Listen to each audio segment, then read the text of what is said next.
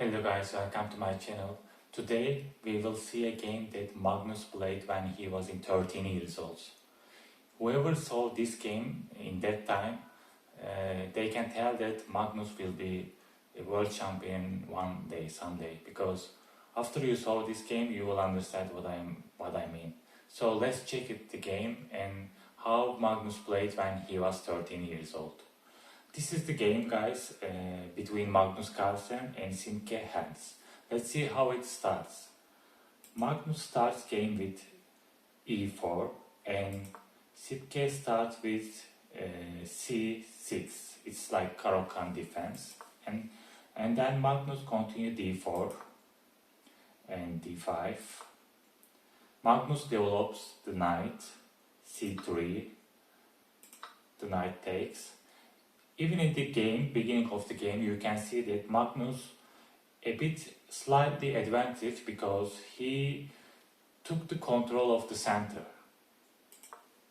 And now Ernst develops the bishop.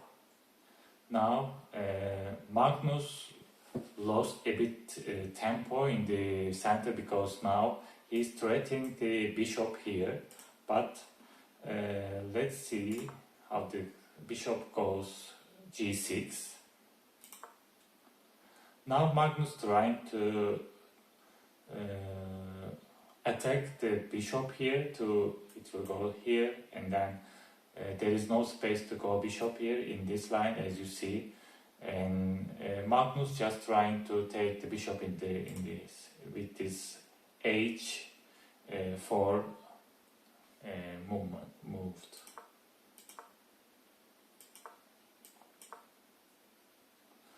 Now, as you see, Ernst opened here pawn to h6 because now he knows that Magnus trying to took the bishop. That's why he can run away from to here h7.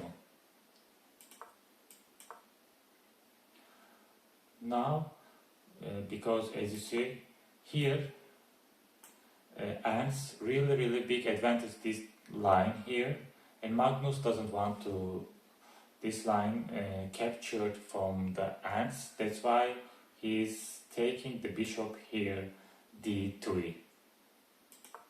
Now there is only chance here to just exchange bishops, but you see in the beginning of the game Ernst started the game with bishop, but he already loses many tempo with this bishop because he run away all the time to protect his bishop. But during this time, Magnus developed a lot of pieces like two knights, and also now with this bishop trade, bishop exchange, he also developed the queen here, which has really good diagonal here, you see.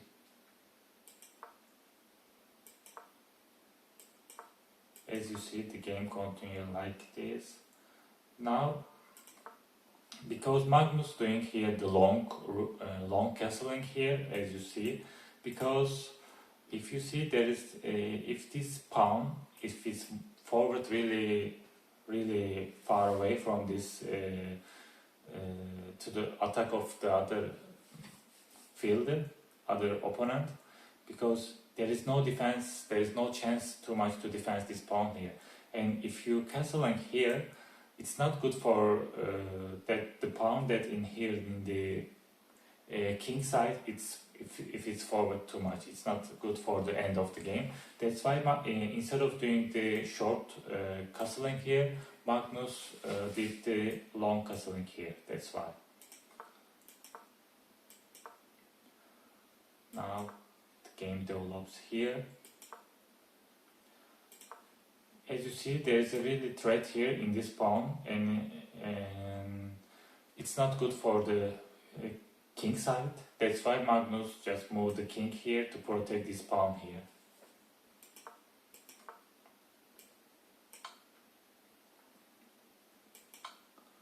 Now, after this game, till this point everything was okay, but from now on, you see Magnus will sacrifice many pieces, but he has a plan. And when you see end of the game, you will surprise how he won. Now there is a knight sacrifice here. Knight goes e5. Now, as you see, there is a rook here who is in the same diagonal with the queen, which is not good. That's why Magnus moved the queen here. But actually, Magnus, when came here, you will see he already has a plan in his mind.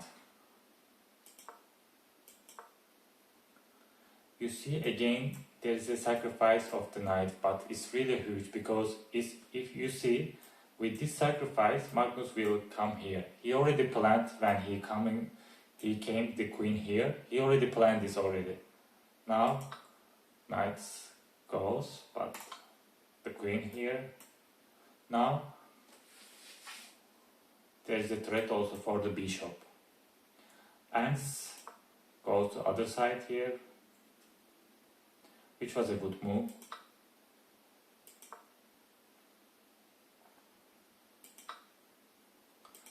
You see, there is also here many threats here to this pawn from the bishop, also from the rook. And now Magnus sacrificed the bishop here.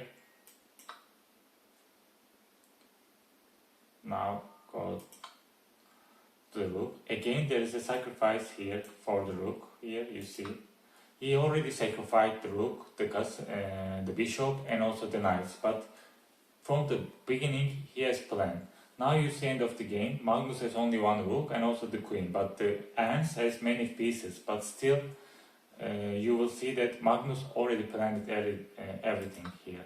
Now he took the bishop. There was a threat here. Magnus can go here, and also he can go to h1 with the rook and also for king side. But now, to protect this one, knight goes here. But Magnus wants that checkmate, you see.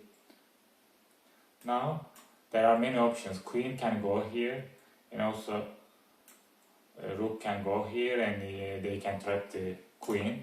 But now, rook goes here. Because, as you see, also the Ants saw what he's trying to do here. That's why he came with the rook here to protect this side.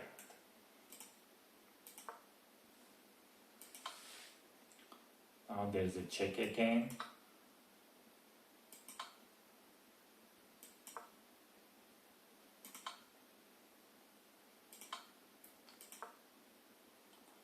As you see, guys, it's already over because there is not a now he's coming to protect the knight here, but it was a mistake because Magnus will go here, and now as you see it's checkmate because there is not a place for the queen to go, because now it cannot go here, here, here, either here, here, here, because this side is protected from here by the rook. Also this side is protected from the queen. So basically it's checkmate.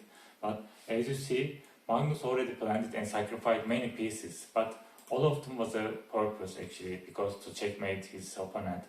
End of the game, you see Magnus not too much advantage because the opponent, I mean Ants, has two rooks and also one queen, but Magnus has only one rook and one queen. But he already planned it and he has trapped the king here, and end of the game he made it his opponent.